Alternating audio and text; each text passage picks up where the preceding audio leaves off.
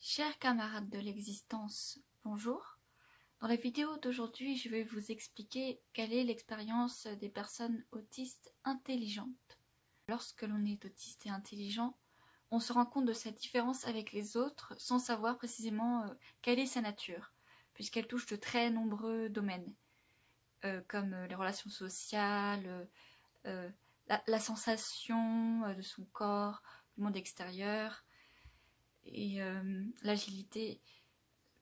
Il y a beaucoup trop de domaines où nous sommes différents avec les autres pour vraiment localiser quelle est la nature de notre différence. Alors le stade où on se rend compte de sa différence arrive en moyenne à l'âge de 8 ans chez les Aspies. Donc chez moi c'est arrivé à 4 ans, donc beaucoup plus tôt, car je suis également surdouée et que j'ai une conscience du monde qui m'entoure qui est exceptionnelle. Et que déjà très jeune, j'avais cette capacité par rapport aux autres à comprendre le monde, à beaucoup mieux comprendre le monde. Lorsque l'on est autiste et intelligent, on se sent à la fois intellectuellement supérieur et inférieur aux autres. Je me suis longtemps définie comme socialement et motricement handicapée, sans savoir qu'en fait j'avais raison. Je pensais que c'était une exagération, mais en effet, le fait que je sois autiste fait de moi une personne socialement et motricement maladroite. Mais il y a des domaines où je surpasse les autres. Par exemple, il y a un moment dans la scolarisation des enfants où on demande d'apprendre les tables de multiplication. Et en fait, je ne l'ai jamais fait parce que de manière assez surprenante, j'ai une mauvaise mémoire. Et en fait, c'était trop compliqué pour moi d'apprendre toutes les tables de multiplication. Et donc, j'ai utilisé ma facilité à faire des additions, ce qui fait que en classe, lorsque l'on faisait les multiplications, qu'on devait écrire le résultat sur l'ardoise,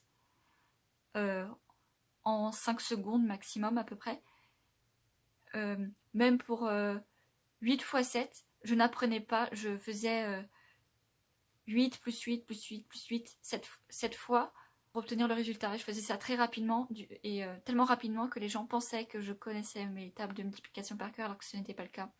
Et même aujourd'hui, je ne connais pas mes tables de multiplication. Je fais les calculs très rapidement à partir de l'addition, chose que les autres ne semblent pas être capables de faire puisqu'ils sont obligés d'apprendre les tables de multiplication. Ah d'ailleurs, pour rester dans ce domaine, lorsque j'étais en CM2, je jouais à un jeu en ligne ayant pour thème les mathématiques, qui s'appelait Math Blaster. En classe, nous avions vu pendant environ un quart d'heure la division. Nous avons appris ce concept en fait, la division, sans apprendre les tables de division.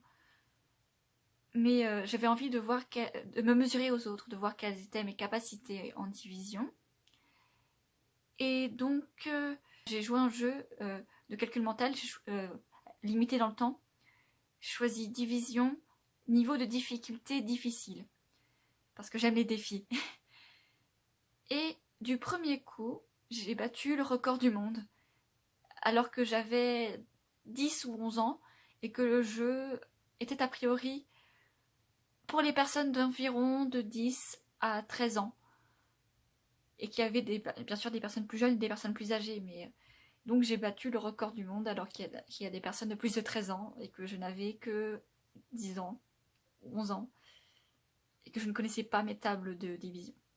Les autistes à haut potentiel intellectuel sont avant tout des personnes avec des niveaux d'intelligence très inégaux.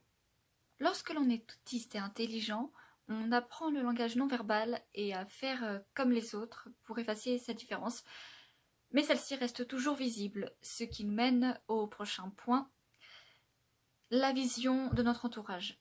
Il y a 3 types de personnes, ceux que je surprends par mon intelligence, ceux que je surprends par ma débilité et ceux que je ne surprends pas par ces aspects. Ceux qui sont surpris de mon intelligence sont généralement des adultes, des psychologues, des psychiatres ou des surdoués. En voyant mon comportement, ils l'associent à une probable faible intelligence, mais ils me laissent leur prouver l'inverse. Ces personnes ne s'arrêtent pas à leur première impression, en général. Je ne me suis jamais fait traiter d'idiote par un surdoué, un psychiatre ou un psychologue.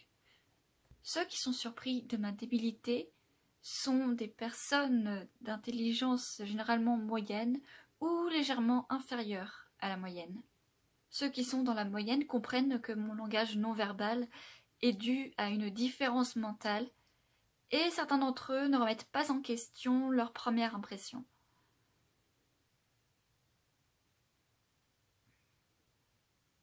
Ceux qui possèdent une intelligence légèrement inférieure à la moyenne ne font pas toujours le lien entre mon comportement étrange et un éventuel trouble, et ils s'exclament souvent avec surprise, incompréhension et ou mépris « Mais t'es conne ?» Dans la vraie vie, j'ai connu en tout 6 autistes Asperger en me comptant. Et j'ai établi 4 profils d'Aspi en fonction du niveau d'intelligence et de l'intensité de l'autisme. Sachant que je n'ai pas encore rencontré d'Aspi intellectuellement inférieur selon les critères du test de quotient intellectuel dans la réalité.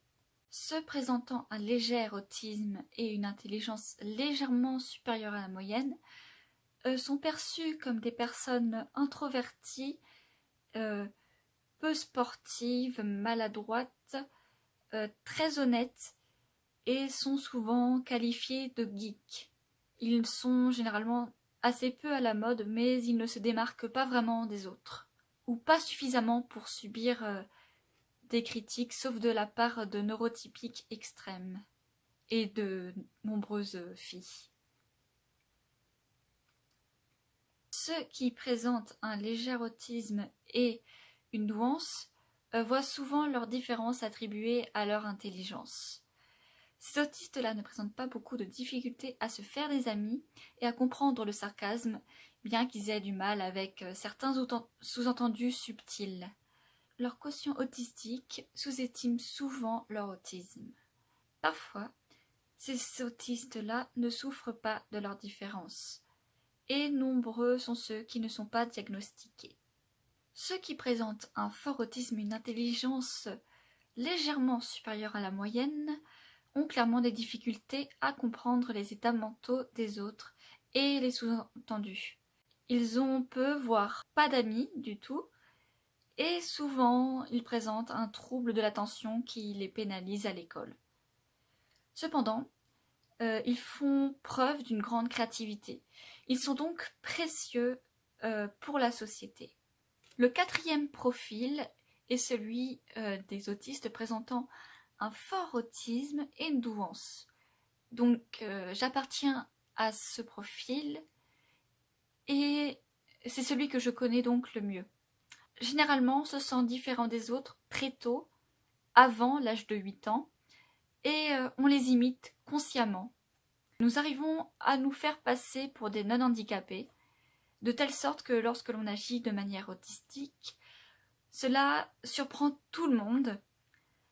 Il y a souvent des diagnostics sur nous, mais rarement celui de l'autisme, car certains pensent que les autistes ne peuvent pas être intelligents, créatifs ou encore sarcastiques, ou bien se faire des amis. Par exemple, j'ai été diagnostiquée schizophrène parce qu'on pensait, en fait on ne se doutait pas qu'avec mon intelligence et ma créativité je pouvais être autiste. On voyait juste mon introversion, mes stéréotypies, mes sensations, mes particularités sensorielles qui étaient prises pour des hallucinations probablement, d'une schizophrénie. Et on a confondu ma catatonie autistique avec une catatonie schizophrénique, ce qui n'est pas le cas. Ceux présentant un autiste très marqué et une douance mélangent à la fois la créativité et la logique, ce qui fait de nous d'excellents chercheurs. Cette vidéo touche à sa fin, j'espère que vous l'avez appréciée. À une autre vidéo.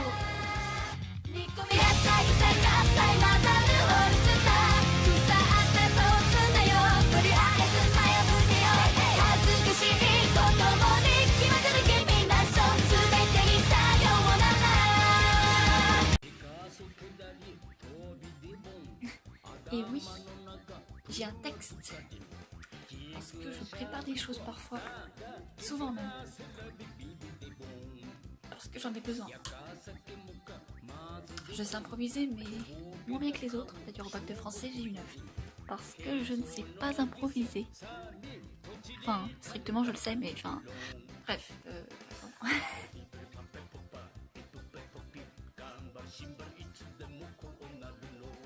Il y a quelque chose sur l'écran